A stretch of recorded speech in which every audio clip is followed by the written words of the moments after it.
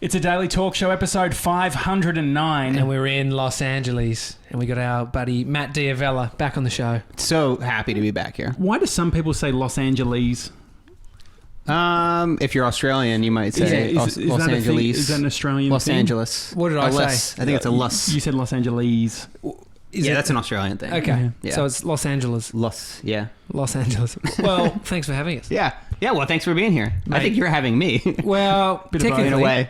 I mean, there's a lot of people from your page now on our live feed. We're climbing. Yeah, and welcome Brad, your social media manager. Yeah, Brad. I've got a whole network of people who help me build my whole brand, and everybody's name is Brad. I've stuffed up twice today. I watched you get a large coffee, and so I got a large coffee. Yeah. And the only problem was you didn't drink it all. I smashed it within 5 minutes.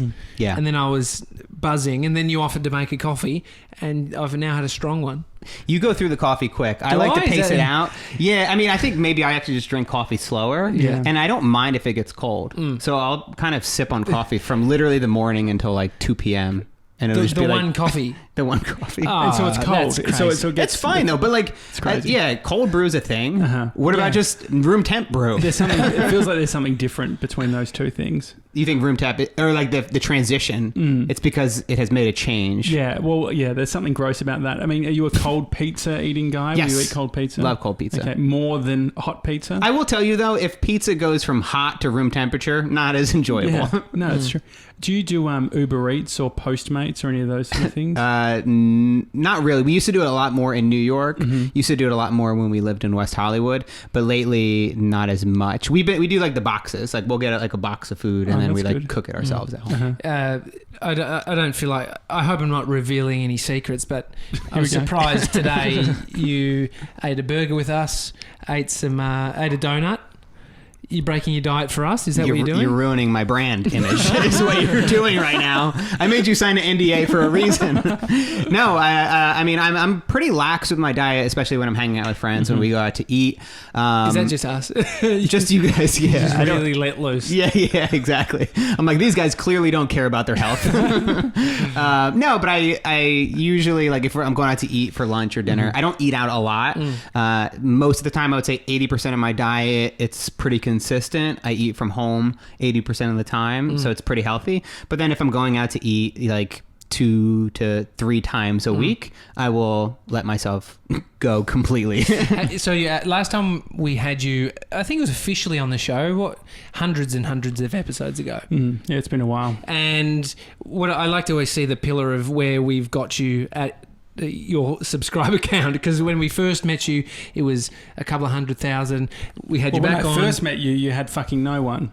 That's true. And then you had 250,000. I met you a month before I started my YouTube channel. You didn't even have one then. Yeah. I didn't have one. I think I actually made a video while I was in Sydney that I actually uploaded. You could see it's probably one of the 3rd or 4th videos on my channel, and that was like, I probably recorded that around the time that I met you. Have you made any private? Any of your videos that you had made that are too cringe?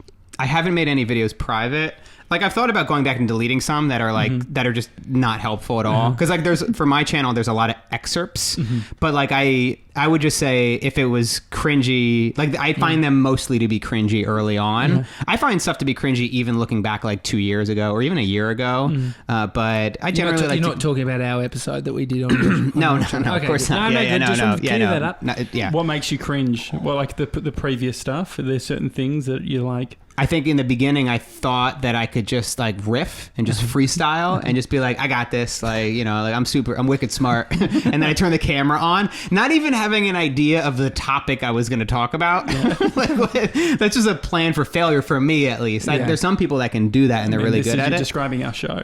Yeah. And so but riffing is different than one person talking to the camera. And so the biggest change, other than the millions of subscribers, you write every video. Yeah. So do you riff at all? Are any of the stuff we're watching you ad-libbing? Yeah, I riff quite a bit, but I would say like there is a solid structure, and I like basically how I write in my own voice. So like everything that I'm writing, I'm kind of imagining as I would say, and then I'll kind of split it up between, I think this will probably be B-roll. This is something I might say on camera.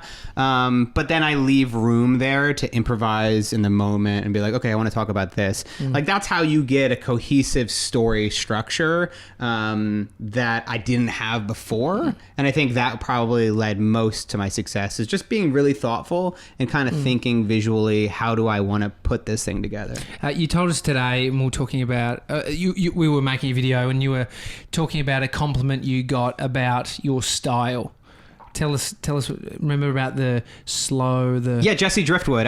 He's a great YouTuber, and I was watching one of his videos, and then he happened to mention me, which was super weird, and it just caught me off guard. Where were you when you were watching it? You just on the toilet. Really? No, I wasn't. I could imagine that happening. No, I was actually just right here in my office. So and nothing I just too intimate. It wasn't, but it is it is kind of like, is somebody watching me right now? Like, it was a super weird experience to kind of see that. And but he basically was talking about how a lot of my shots are just steady, like it's just on a tripod, completely still, no movement at all. And he said that he just really liked that about my style.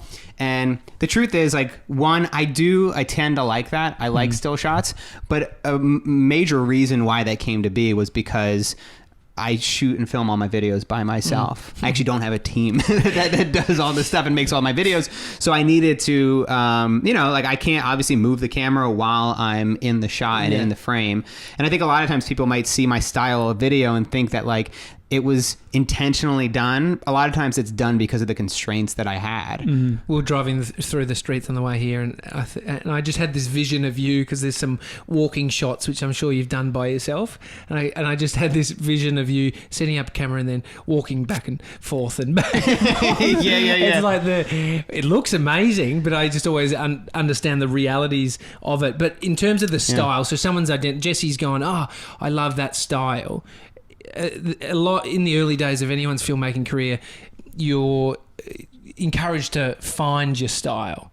What do you think that means now that someone has identified you having a style? What's your sort of take on style? Yeah, and like it's interesting because like I think that I didn't really think about creating a style originally. I didn't know that I was developing something that was uniquely mine. I kind of so there are a lot of different ways in which my style was created. Like one, like the static, steady shots is just because I didn't have anybody to move the camera. Also, like the addition of a lot of voiceover is because I'm not amazing on camera. Like, people might think I'm good on camera, but that's just because they're seeing the best cuts. So do you take a script, try and do as much as you can as a talking head, and then clean it up with VO? No, it's generally kind of pre-planned ahead of time, and I know what the audio is going to be. It depends what kind of video it is. If it's a 30-day challenge, it's oftentimes me going throughout that 30 days, filming different moments and different challenges that I have throughout it. I always have a camera close by so I can pick it up and be like, I just had a really tough time with this intermittent fasting. It was, I just had a really shitty day, and blah, blah, blah. I can go on from that. But then, otherwise, and I'll kind of take a couple days in that month to shoot a ton of B-roll, like really cinematic, beautiful stuff. And then write a lot about my experience, what I'm going through, how it's going.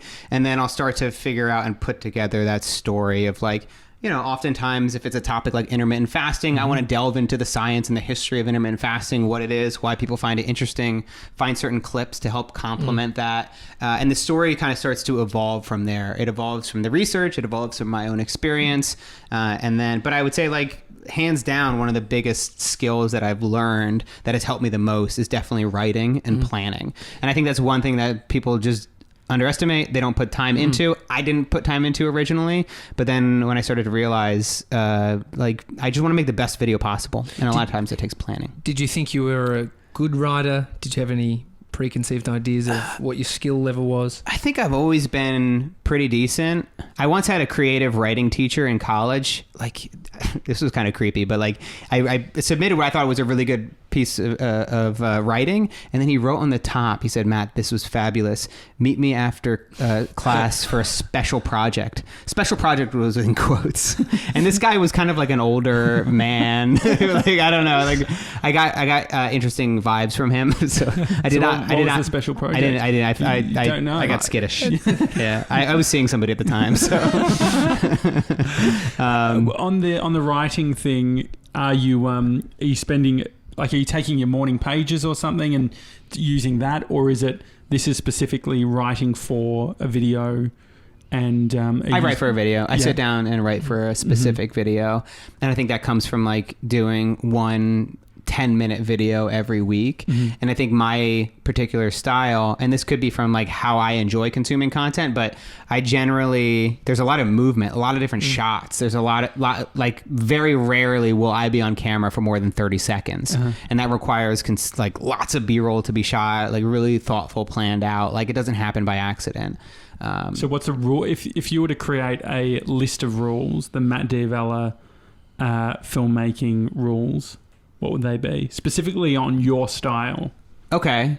Specifically on my style, I think rule number 1, don't be lazy. And I think that's something that most filmmakers can relate to. It's what's something to be lazy? How would that translate? Like if you, I got enough shots. You know what I mean? Like where you might just grab a couple shots, 2 to 3 clips or 4 clips of B-roll. But if you're not being lazy, you're taking your time to set up like 20 shots, 30 shots, and be really thoughtful with each of them. Make sure the exposure is right. You could do it quick, you can do it hastily, or you can take your time with it. Is it harder with guests? Like, I guess if you're using other talent, the idea of being like, hey, can you walk that same street again? People are fine with it. That's one thing I think that a lot of people don't realize about filmmaking in general, is that you do have, like, especially when you're shooting a documentary, like when I shot Minimalism, I wasn't just running. I wouldn't like run really fast, set up the camera, hope that the framing was right, and then like have them just happen to walk by the frame in a perfect way.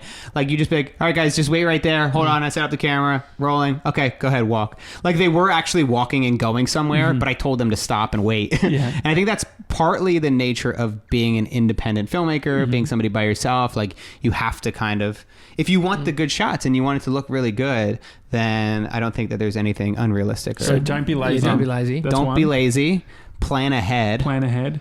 So we're basically taking your course. We're going to wrap this up. This will be welcome to the Matt D'Avella's masterclass. Yeah. So say that one again. So don't be lazy. Plan ahead. Plan ahead. So what does that mean? So we did. We're doing a video for my channel, and we did an interview today. And what I did was, I didn't totally know where the video was going to go, but I had an idea. So I just started writing and kind of fleshing out an idea of where this thing could go. And then it's on the cutting room floor. Yeah, exactly. So no guarantees, guys. You had a Bic lighter, and halfway through. I threw my computer in the garbage. But then like I planned out 10, 15 questions for the interview we'd have. I also thought of like some kind of clever ways to, and I can only do this when like it's people that I know and I'm friends with. It's much harder to bring strangers in. Like you can do it, but to have them do bits and sketches, like you guys know that we just filmed a couple little bits that are supposed to be punches of humor, where it kind of breaks the third wall. You guys did great. You did really good. Yeah. I know you don't do a lot of acting, but I was pretty impressed. To make us look good. Yeah, that was your line. Yeah. So it was like, the whole idea was like I'm talking shit on them from the voiceover, and then they're on camera and they hear me talk shit on them. I love when because you get Nat doing a few of those things, and they're always great. Yes, Nat is like, and that's what's fun about like having her around. That's the only thing that's fun about having her around. An actor on call. Yeah. Well, it's like, if my videos were always just by myself, it'd be a little bit boring. But it's like she's legitimately, all she does is like sketches usually. And a lot of times it happens in the moment. She's an Aussie that moved to LA not to become an actor, but then acts in her videos with lots of people. Her friends make fun of her too. They're like, "Oh man, like you must love this," because they think that she's like all about center of attention, and she hates it. Dude, I'm telling you, like I got to plan 3 weeks ahead of time. It's a nightmare getting Natalie. She wants scripts 2 weeks out. So planning ahead. What's another one? Don't be lazy. Planning ahead. Overshoot. I think that goes along with don't be lazy, but definitely, and it's like not what you would think a minimalist would say, but I always, and this might be a better one, think like an editor. So if you've never done all aspects of it, if you haven't done the filming and the editing and like maybe even the writing and the planning, you don't know.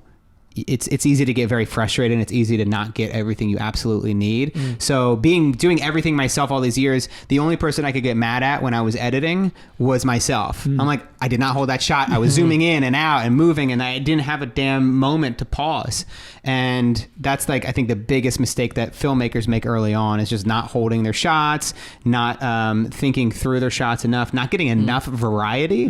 Because especially if you're making a 10-minute video, you need tons of variety to make a video and a film interesting. How do you add variety?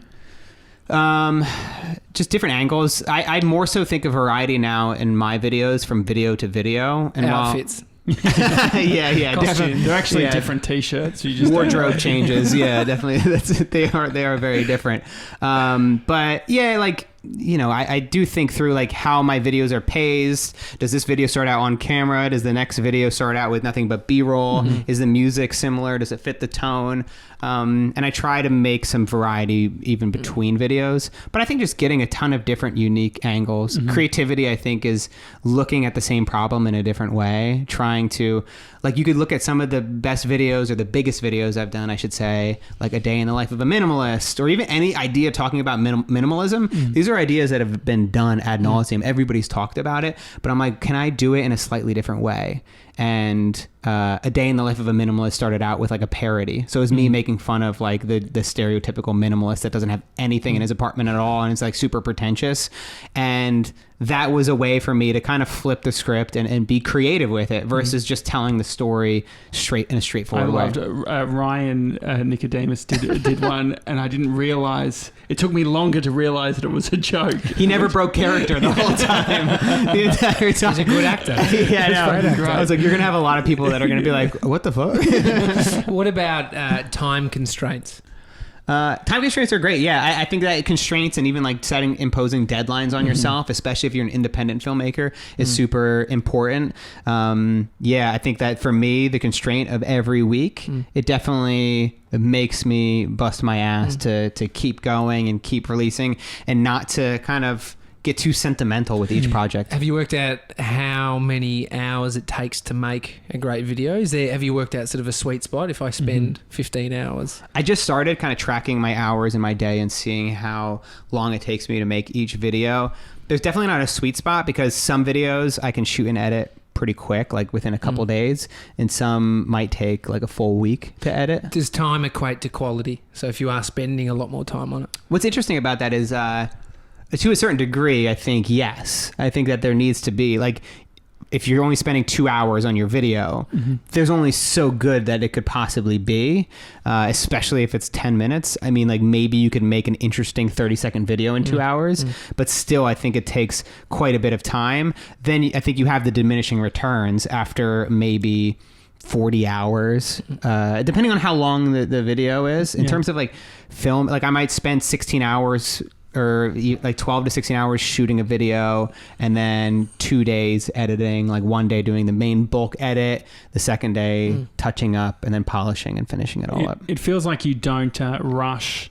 Like, what I liked about the experience today was we got a bunch done, but it seemed like you were taking your time and setting things up properly. Is that a filter that you're constantly sort of using? How so? Like well, I just think like the setting up the gear, there isn't the sort of frantic nature that could come for doing that type of shoot, running back and forth. Is that something that's been learned, or something that's even deliberate? Yeah, I think having been a filmmaker for 10 to 12 years, it's like you're just so confident in your abilities to deliver that I don't get too stressed or nervous. I mean, like, say today, right? You guys helped me set up, but like still we have to. That was bullshit, by the way. Yeah. Well, I love it. Well, we're talking about how hard it would be, like back in the day when you were doing that on your own.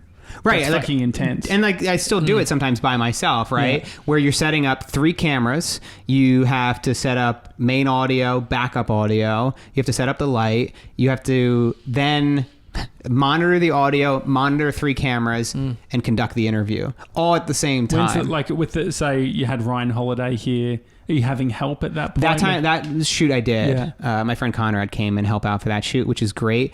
I mean, it kind of takes a bit of a weight off your mind, because then you don't have to worry about, like, is that audio coming through? Because obviously if you're not doing a podcast, you don't have headphones on, you can't tell.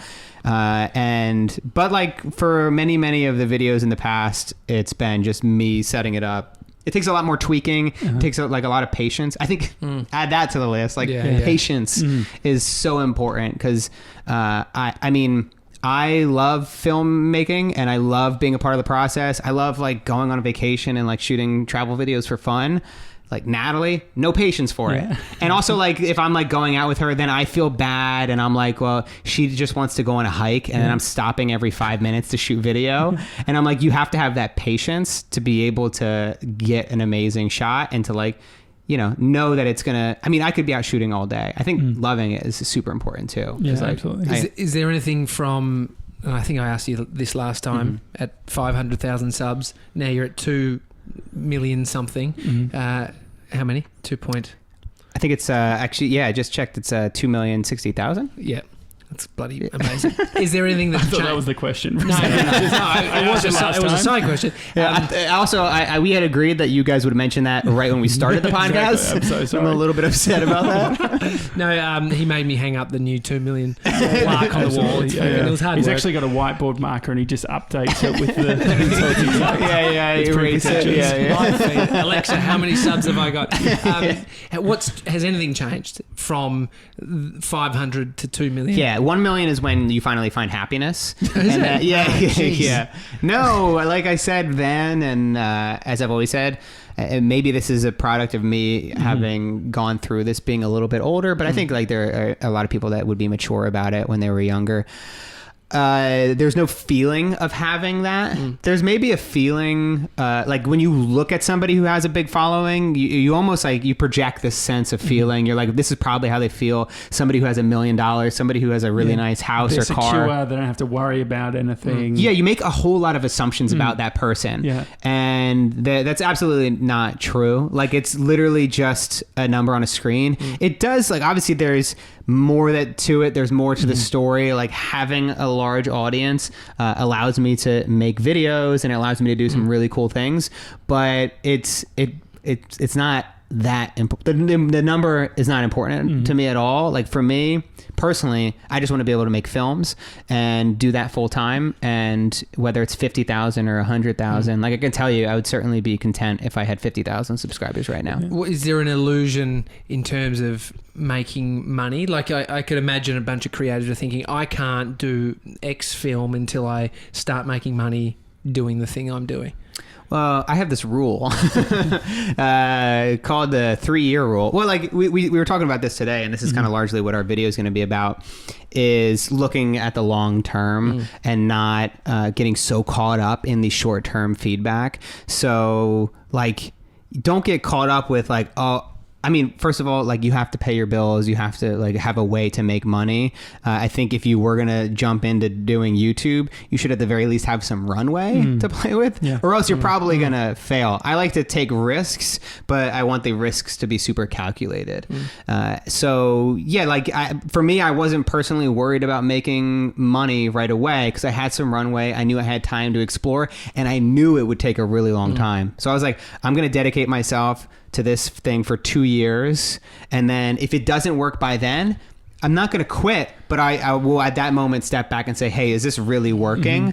Talk with Natalie, see if like she's okay with me doing it for longer, and seeing if there's even a glimmer of hope, right? Like, if you do something for 2 to 3 years, you should see some progress. Oh, it's a solid crack. If you haven't seen some progress, if you haven't seen like your skills improve significantly, some opportunities come your way, maybe like a few subscribers, whatever it is, then maybe you're in the wrong field. Some metric has to change. Yeah. Did it feel fast or slow, the progress that you've experienced? When it wasn't growing for the first I forget. I really got to double check how long it was, but I think it was like it's a on the year. whiteboard. So it's that. There's an actual chart that shows my progress. So when I first met you, you were still in Brooklyn, I think, at the time. Yep. You must have. You even started the podcast there. You had a setup, right? I had a podcast set up there. I think the first 20 episodes were done in Brooklyn. And when you started that, were you planning to go to Los Angeles? No. That happened, and then we had like maybe a month where we made the decision very flippantly. Mm-hmm. Do you remember that specific time? Yeah, because Nat said, she said, I was like, should we move to New Jersey? Like maybe we should just get like settle down and find a nice house in Jersey. And she said, I didn't move halfway around the world to live in New Jersey. Classic Aussie. Yeah. I hope my mom doesn't watch this. So she didn't want to live in New Jersey, which is fine. And obviously it gets super cold in the winters. Mm-hmm. And then we just started talking about LA. My sister lives in LA. I've got so what were you seeking? Like Sydney? So you were seeking change. You were seeking change at the time. Why was that? Why did you want to leave New York? It was more so like for our future. Mm-hmm. We were talking about, we got what we wanted out of New York and we were ready to move. We were both there. I was there for about 5+ years. Mm-hmm. She was there for like maybe 2 or 3 years. And we just were looking to settle down and find a new place to call home and to potentially settle down with for the long term. And LA is in between Sydney and New York. So does New York, does it force you to only think short term? Like are there people in New York who are creators that are thinking 10 years ahead, or is that harder to do? 10 years ahead is tough. I think you guys are unique in the thinking that long term, because so much can change along that time. It could all be dead. Is it a compliment or no? No, just unique? Stupidity. Yeah. And so did you find moving from New York to Los Angeles, what was the mind shift that happened when you moved? I would say not a whole lot. It was nice being in LA. We certainly like the change of weather, but I think in terms of my mindset and what I was doing as a creator, nothing really changed all that much. I was still kind of dedicated to kind of executing on my long-term vision. Mm-hmm. If we look at your graph of your subscribers, that is not real, but if you could imagine it going up, what's your mental health graph look like in reflection of, or maybe in response to the growth of your channel?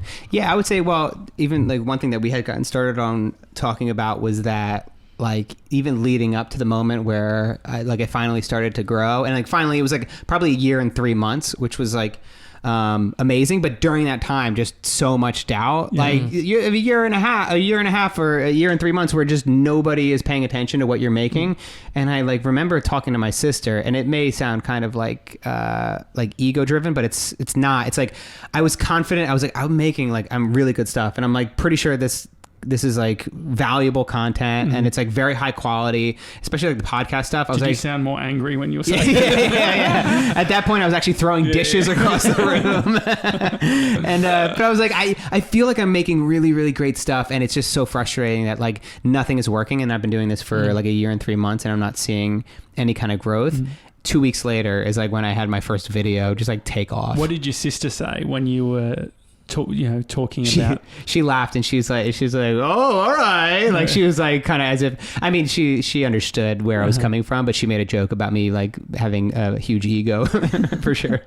I think it is interesting because even when you're close to getting to what you want, it feels like that's the moment where stuff gets even the hardest. It even feels like the week before our 500th episode, it's those like walks home where you're like, what the fuck are we doing? Right? Which is, seems like the craziest thing. It feels like it's the moment of celebration, but it feels like the milestones can also force this reflection, which could go either way. Kind of like too, like you hear about people who get lost in the woods and then they end up giving up when they're like right at the edge of the forest where there's like a city right next to it. Do that. Yeah, exactly. They die, they eat a mushroom. And it's like you gave up because you didn't know that if you just went an extra 50 yards or 10 meters? There was an in and out. There was an in and out right there. Does it feel like you've got too far in? Is there a point of getting too far in where you can't get out, or you may as well keep going? I think you might as well keep, this is the whole idea of like the dip, right? Where you have to know, there's no guarantee, and there's no guarantee that anybody would make it. And I think like if I personally, like I could only go for so long not making money, making YouTube videos before Natalie's like, hey, we got to get. And how long was that? I don't know. She told me, she like confided in me that, because I always talk about, I'm like, she's the one that convinced me early on. She's like, you got, like, just do it. Yeah. I was like, I'm really nervous. I should start a podcast. I want to, but I was just nervous about what people would say. She's like, you just got to do it. Just get started. What do you think they were going to say? And then, I mean, what people were going to say? Yeah. You just... I don't know. You just have a whole lot of doubt. I think you're mostly thinking of like your close friend circles, and they're like, you see, Matt's trying to make a fucking podcast. What a loser! So it's the story, right? And like, because you think you're faking it, right? Because I think in the beginning you've never done a podcast, you've never made a YouTube video. You bought a new mic. So I bought a bunch of new mics, and then I tried to fake it. Cool mic, bro. Yeah, but then Nat was like. She said that. She's like, cool just go ahead. No, she said, go ahead, just do it, right? Just get started.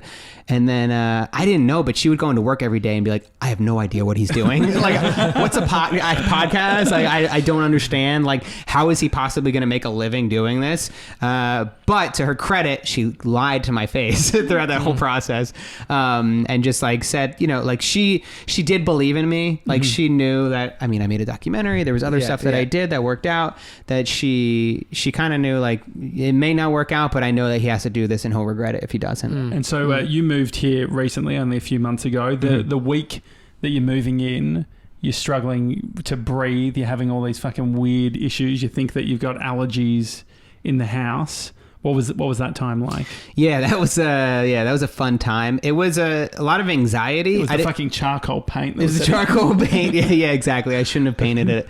I mean, it's something I've never experienced before. Certainly, what I ended up finding out was a lot of anxiety. I was diagnosed by a doctor because like she was suspicious when I came in, and I was like, I think I have anxiety, like generalized anxiety disorder. Thought you wanted meds or something. Like what's the ones that everyone goes on? Xanax. Something. Yeah. It's the one that like really gets you real fucking focused. Ritalin. That's not really Adderall. Yeah, that's the opposite. Yeah. That's for people who don't have focus now, who are so anxious.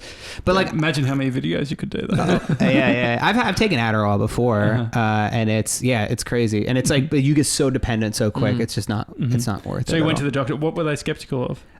She is just, I think, a very inquisitive, and like she just asks a lot of questions, especially when a patient comes in and says, I think I know what's wrong with me, right? She just wants to make doctor right here. Yeah. So she wants to just make sure, and then she's just kind of checking me out and doing the whole test and everything, going through. And she's like, I think you have a sinus infection. It could be coming from that. And then she's like checking my ankles, and she's like, oh yeah. You definitely have anxiety. Really? Because my ankles were sweating. And like she just noticed that I mean, I got long socks on. Right. Yeah. So I was in a room, and like I was feeling anxiety in that room. Like it doesn't happen all the time, but in that moment, I just felt like. Also, she had an assistant there, and the truth is that I was like, am I gonna have to like pull my pants down in front of this lady, right? Because like when you go to the doctors, a lot of times they have to. I've got anxiety. Let's see your dick. yeah. Let's see your dick. What doctor are you going to? Same place he's getting his massages. Yeah. That's a long story. We're gonna get to that. No, we like to just leave it out. No context. So she says, definitely got anxiety. Then what's the next step? Well, she said definitely I have anxiety.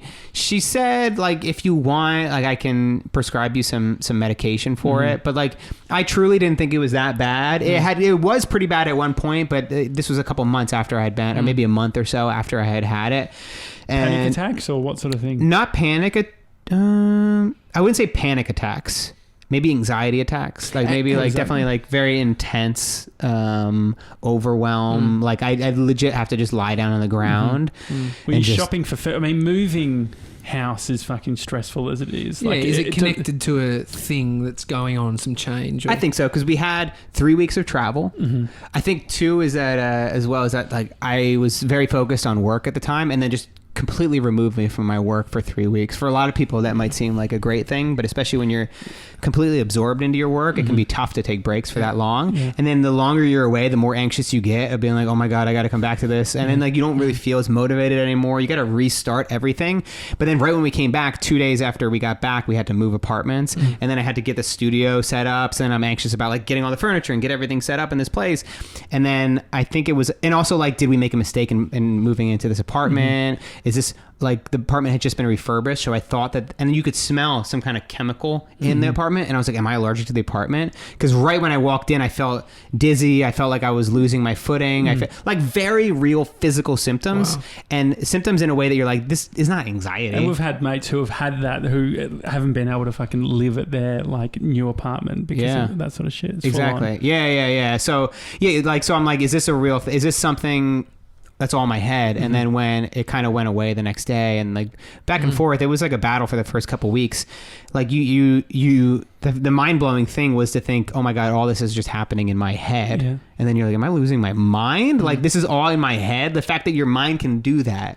And so how do you deal with it from a relationship point of view? Like if you're sort of flipping out, do you have the awareness to say, hey Nat, like I'm not feeling good, so I'm going to be like seem stressed at the moment? Or like how do you deal with it? Yeah, I think that there probably can be a tendency to feel a bit of shame around it and feel like it's a weakness and not want to bring it up to your partner and not want to talk about it.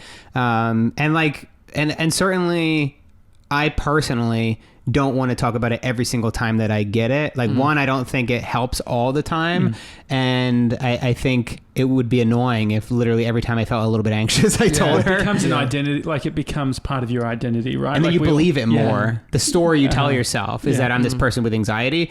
But I will say that obviously early on, having conversations with Nat, talking about my anxiety, just be like letting her know this is how I feel, helped me out a lot. It helped me to relax. She helped to reassure me that she was there and that like, she's like, I truly don't think you're allergic to the apartment. I think that this is anxiety, but you should go to a doctor and then we'll get it checked out. And so she was super supportive. And I think having the support of your partner is essential. That's so nice. Was this something that you think you had or you experienced earlier on in life? Just the 2 million subscribers. Or just...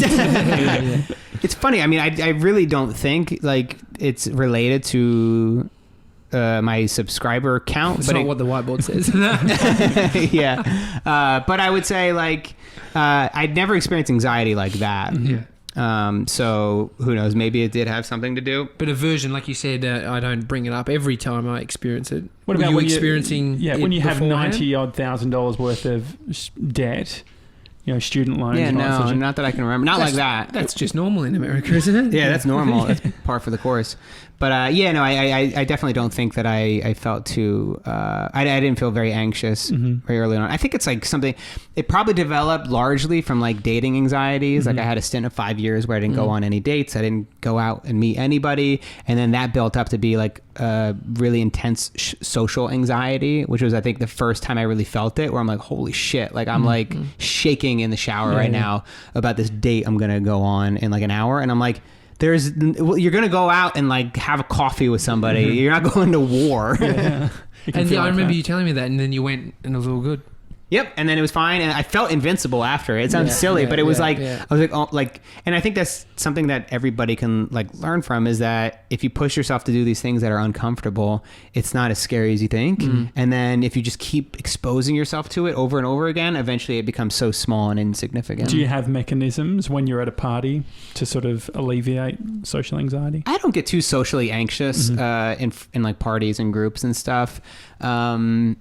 But I think it was mostly just a dating thing. I think it was just pressure I was putting on myself from a dating perspective. Can you tell us about this massage incident? Yeah, so, all right, the other day, Nat and I had just gotten back from a little bit of a trip, and then I told her, like, I want to get a massage, and she's like, oh, yeah, I'll find a place for you. And then she found a place, and I want to say... I don't want to say the name of the place, but let's just say it was Happy Massage. It wasn't called Happy Massage. Smiley Massage. Let's say Happy Massage. You walk out smiling. Yeah.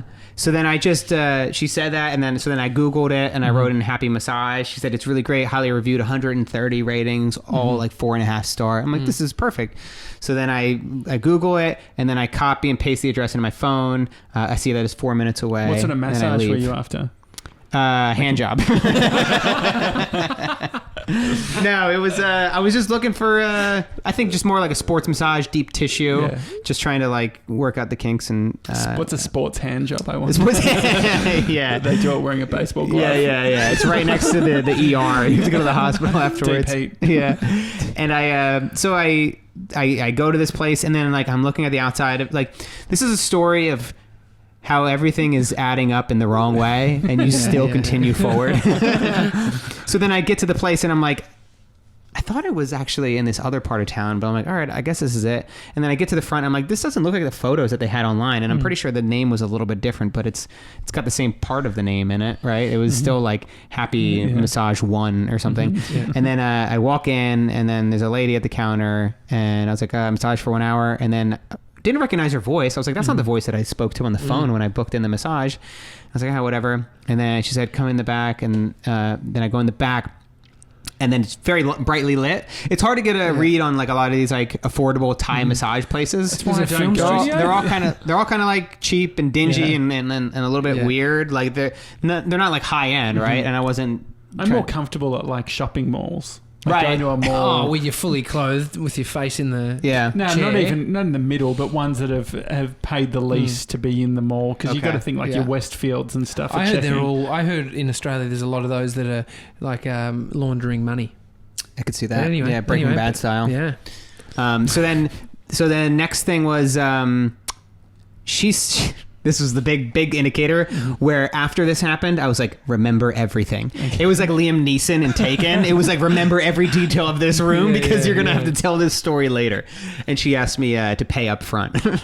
So that's never happened to me in a massage. Did you have cash on you? Yes. But I don't know if of course I had. Pay credit card. But yeah. So she asked me to pay credit card up front. Credit card. And like that only happens with like fast food and happy endings and like prostitutes, right? Why happy endings? It's a prostitute thing. Like the energy to pay. Like you know, like ever watch a movie with prostitutes always make you pay up front because I love that you're like, you know, the movies. Of course, yeah. In fake movies that aren't real that I've never experienced in my life. But you would pay up front because then after like the guy is finished, there's no shame in having to go. He wouldn't even like maybe he just wouldn't pay. Like you've already given them the service. He's like, I'm not going to pay. I'm just going to get out of here. So she made me pay up front, and that's when I'm starting to get suspicious. And then like all the clothes off. Yeah. By the way, Nat thought that this was so weird, and my sister was like making fun of me. Like I go all clothes off in a massage. Every massage? I mean, I asked them. I say like clothes off or on. Like, do you want me to keep my trunks on? And they're like, whatever you're comfortable with. And I'm comfortable naked, so I just went full naked. Yeah, I don't know if you do that. I mean, no, definitely no. Briefs. I'm finding that I'm the only one that does this. I wear jeans. No, you don't, you liar. No, underwear. It depends if you. Yeah, I don't think I've ever done full nude. No, well, I went to the last massage I had. I hated it. It was like a bamboo massage, and they I was like staying at this place over the weekend, and I'd eaten heaps of bread the day before. And this bamboo massage is like a rolling pin. I felt like a piece of fucking dough that they were just my God, dude. It was horrendous. That's rough. So anyway, so you're lying down, you're fully nude. Fully naked, because that's the way I get massaged. Are you facing up or down? Definitely facing down to start, but... With a towel?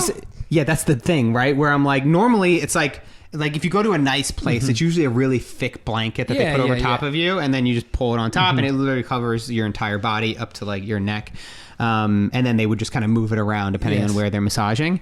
But then it was like a handkerchief. I was like, this is supposed to cover my whole body. And really realistically, it was like a medium-sized towel like that. But it's so small, it was just covering my butt. And then when she came in, she did this move. She like lifted up the towel and then put it back down.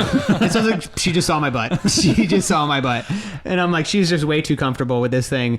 And like, again, super brightly lit in the place. And then she starts like massaging me, does like a normal massage. A couple other things that are signs is like, why is the brightly lit thing a sign? Generally, like a massage place will have dim lights. Yeah, but bright lights is like you're at the doctor's office or somebody's giving you a hand job. But is that a hand job thing? You want it to be bright? I don't know. I really don't know. I just think that it's like they weren't I think the thing is that they don't care about the mood. Yeah, right? Sure. They're all about utility. It's not about the it. massage. Yeah. So then I think the next thing that I noticed that was... could be a niche, by the way. What about... Beautiful, beautiful lighting for hand jobs. Big towels. Like you have somebody that comes in and gives a massage, and then you have the finisher that comes in. The finisher. Like actually a qualified. What's his slogan again? No, we don't say that. Not on this episode. Not on this episode. His mum will remind us later. Yeah. Okay, you just cut that off real quick. Fully lit. But okay, so then the next thing is that like, and this happens, right? And sometimes in massages, but she's like massaging my back, and her boobs keep like touching my head and like resting on my head. Okay. Her thighs are touching my hands. What was she wearing? She was just wearing like yoga pants. Okay, so that wasn't sus. No, it wasn't suspect. She wasn't wearing like sexy lingerie or anything. Fair enough. But then, so then like, she's kind of like touching me in ways that like happens in massages, but it felt kind of intentional. She massaged my bare butt.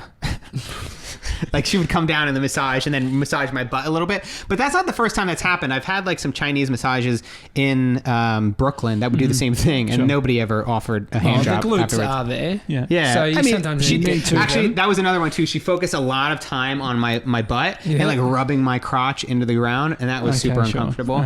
And then it's a Me Too movement for sure. And then I'm is like, there any of this moment you like? It's sort of like it's wrong, but it sort of feels good a little bit. Yeah. I mean, because she's giving you a massage, but then you're also like, this is like this is getting kind of weird. But then I'm like, let's just see where it goes. And then she ends up having me turn over, and then when I turn over, she just lifts up the blanket. She lifts up the towel. Okay. I'm like, okay, she just saw me. Okay. She just saw all of me. And then they put the towel back. She puts the towel back on me, and she's she did the move. She did the move again, and I'm like, that's not appropriate. The move is like you turn away, lift up, and then they roll, and then you put it down. And then she starts massaging like my legs, and pretty much that's it. I think she just massaged my legs, and then the one move that she did where. This is when I was sure, right? Okay. She grabbed my hand. This and sounds like a completely stressful experience. Dude, you have no idea how I was feeling on the inside. I was so stressed out. Well, how in your head are you? Like I'm dialogue in your head. Your ankles Talk are about anxiety. I was so stressed out, like nervous, like legitimately nervous. I'm like, what is going on? Like my mouth is starting to sweat because I was just really excited about the hand job. No. So then she grabs my hand and she throws it at her butt. And I'm like, whoa, like she basically like this, she took it and she went like that, and like threw it at my butt or at her butt. And then I just like let gravity take over and I just let it drop down to the ground. I was like, what? And then. Do you reckon that's a move? Yeah, that's a move, right? It's to have me grab her butt. And then she did it twice. And the second time I said, no, thank you. Okay, sure. No, thank you. And it's like. So that was the sign to, like, if you touched her butt, then she would know that it's all clear for the happy ending? I think so, yeah. I think she was just trying to get a gauge. She didn't want to take that extra step. Sure. She wanted to Do you have to leave a tip? You pay up front. So including tip? I have no idea because I didn't get a hand job. Okay. So you said no thank you. And then is that going to be the name of this episode? But how many minutes left of the session do you have at that point where she's throwing your hand? How many minutes left? Yeah, like is it? There was supposed to be 30 minutes left of the massage. It ended early. But she. It sounded like you said it ended early. Ended early. That's the American accent. Yeah. So she threw it, and then I said no, thank you, and I just realized then that like. When I'm being sexually assaulted, I'm incredibly polite. No, thank you. I'm good.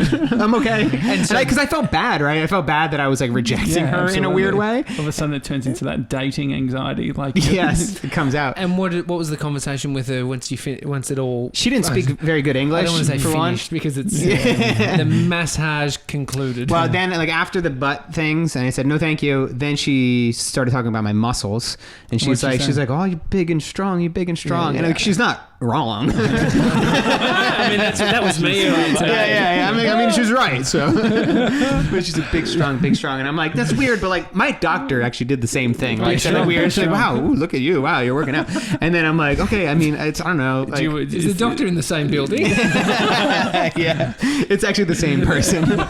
So then I just love that the doctor was like almost hitting on you. Yeah. That was the same time I was anxious too, and it was like with the other person in the room. Maybe it's like, and she's like touching my abs. She's like, "Oh wow, you work out." Give this guy some positive nice. I mean, it's a affirmation. very Los Angeles thing. It's nice. It only works women saying that to men for sure. Which I mean, for obvious reasons. But there was someone watching. There was the assistant in the doctor's. And I was also thinking like, when is she going to tell me to take off my pants? So I'm just like, I'm super nervous as it is. Honestly, like this is what my brother said after I told him this whole experience. He's like, every massage I've ever gotten, I've always thought they were going to give me a hand job. Like, just wait. Okay, when are they going to do it? Like, of course they're going to go for it. Like, how does it actually happen? You wonder about how those things come about. And then I figured it out firsthand.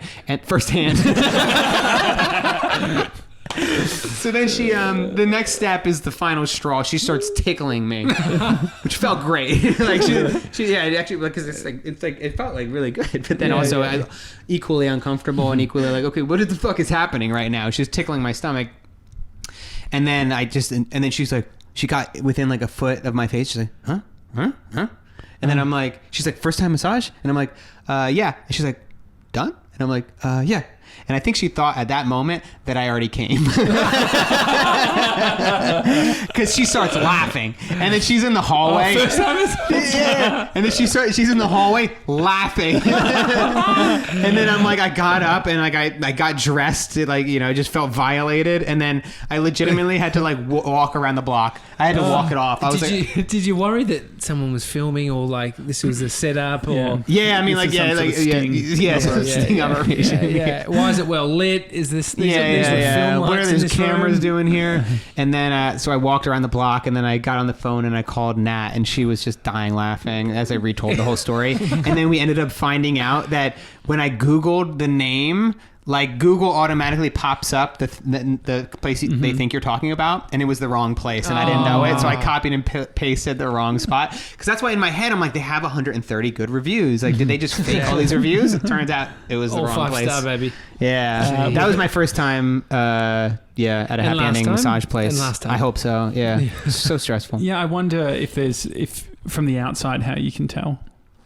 You can tell. Was there any red lights? But you could tell, but then, I guess like there were some red lights, but like you could tell it was super hole in the wall. Like I've been to some like Thai places and they don't look that suspicious. So you think shitty ones, but it was the reviews for happy endings? I think so. Did the reviews point to happy endings? At the actual place, it did. Yeah. Like when because I didn't look at the actual place, I was looking at the wrong place. Were they reviewed favorably or not? So people were like, mixed reviews. Yeah. Somebody, because like some people said like, this is not a massage place. They do things that I can't even speak of.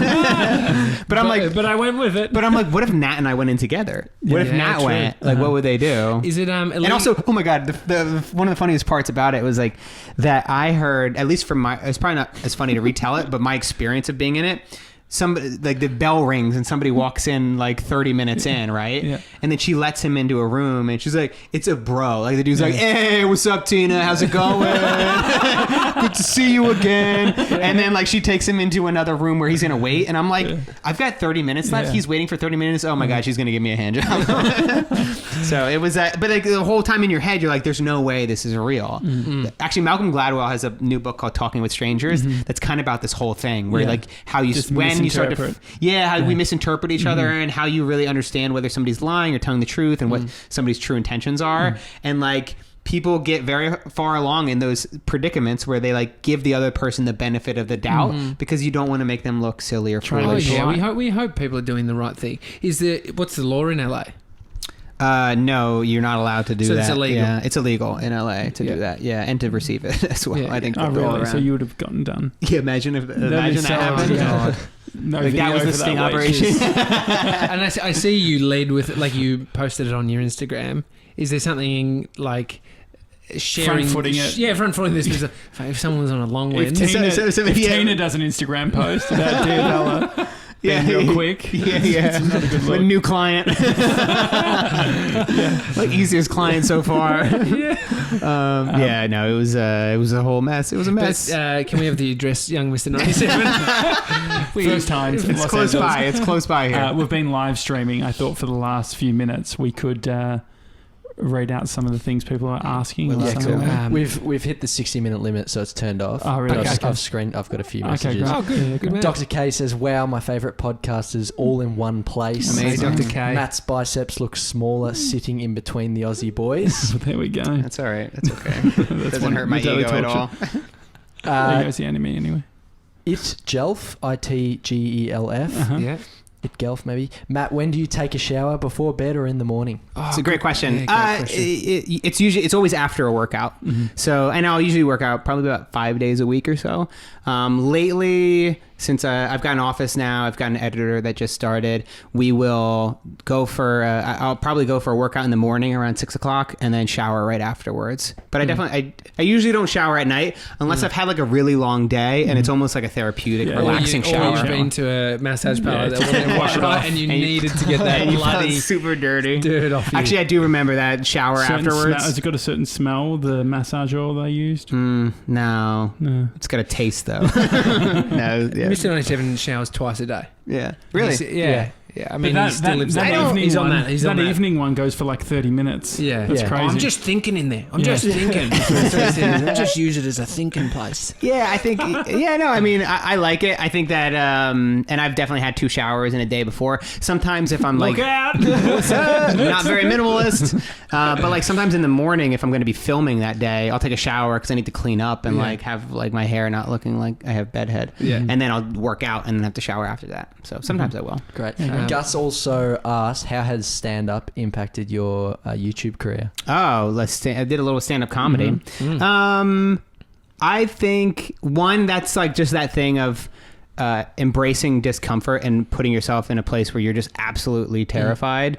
Like getting up on stage and trying to make strangers laugh is I think one of the most vulnerable things that you can do, and one of the most like gut wrenching reality checks. Like right away, like if you bomb on stage, which I have many times, you kind of like your ego just disappears because you're like, oh, I suck and I have a long way to go. And so starting a YouTube channel compared to getting on stage and telling jokes is so fucking easy. You know what I mean? I think when you do something like that, it kind of puts it in perspective. You should do 30 days of stand-up. No way. Dude. Stand up, that'd be stand up a great. day for 30 That'd days. be so good. No way. I don't think I have it anymore. But that's what would make it fun. Right. Maybe I'll think If about you were it. super fucking funny the whole Maybe time, at it wouldn't some be- point. Yeah. No, I know, but at 30 days, dude, is 30 days of open mics. yeah, Oh. 30 days. I don't it's like you might see a little bit of progress for sure, but like A lot of tears. it's over the long run. Yeah, it's over the long run, dude. Like I know people that do stand up. They go like sometimes they do multiple shows a night, like in New York, like 3 shows a night. They'll be 5 to 7 days a week just doing stand up, and they've been doing it for years. And it just takes a very long time to develop that skill. Yeah, it's and a commitment. it's a full commitment. And Yeah. it's like 24/7. You're always thinking about jokes. Yeah. You have that filter on everything in life, and it's kind of like You're you just guys doing that probably with with YouTube. your filter with but with your podcast, Yeah, right? It's like, yeah. well, that's an interesting bit. That's something that I could talk Yeah. about. And you know when you're scraping the bottom of the barrel, we end up talking about food. Yeah. Like, oh man, I ordered sweet potato. Did you know they've got more calories than the other potato? Yeah. And they're like, nah, Do that's they? bullshit. Is Yeah. that true? Wow. Yeah. Jeez. That's So interesting. there we've ended up. You know, that's the end. It's a Daily Talk Show. Matt Diavella, thank you. We're going to be on your YouTube channel the 19th of November, Yep. which will be fun. Yeah. It's gonna be We've set amazing. the date, so It's you gonna be can't, great. you Yeah. can't swap it around. Can't back out now. Nah. The Daily Shit. Talk Show. If you've enjoyed the show, feel free to Instagram. Please share on Insta Stories. Tag up Diavella. Tag up us. Also, Apple Podcast reviews are appreciated. Hi at thedailytalkshow.com is the email address if you want to send us an email. Otherwise, we'll see you tomorrow, guys. See you guys. Bye, guys.